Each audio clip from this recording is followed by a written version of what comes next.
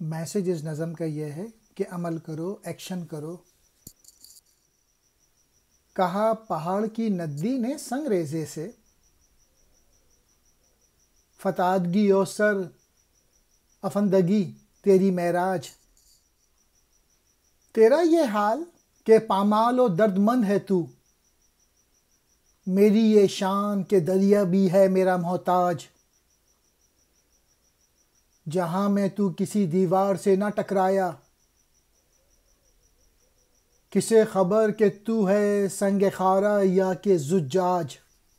Winston Churchill کا کوٹ ہے، I never worry about action but only inaction۔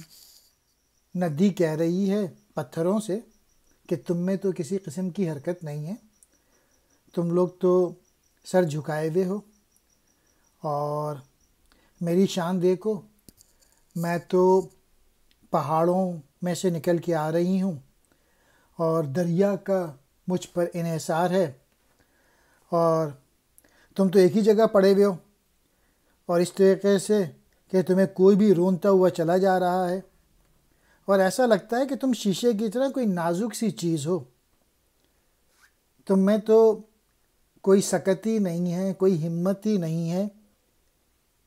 یہ ایک انالوجی دی گئی ہے تاکہ کمزور لوگ سمجھیں اور اپنے آپ کو اسٹرانگ کریں، حرکت کر کے اپنے آپ کو اپنا صلاحیتیں ڈیولپ کر کے اپنا پوٹینشیل بڑھائیں۔ اور زندگی کا امتحان یہی ہے کہ انسان آگے بڑھتا جائے ندی کی طرح اور مشکلات کا سامنا کرتا جائے۔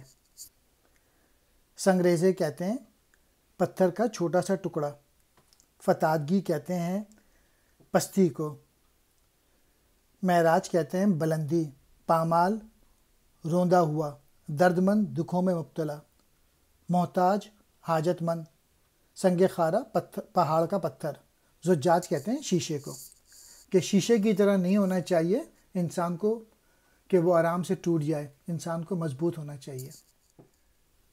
سر افندگی یعنی سر جھکائے رہنا۔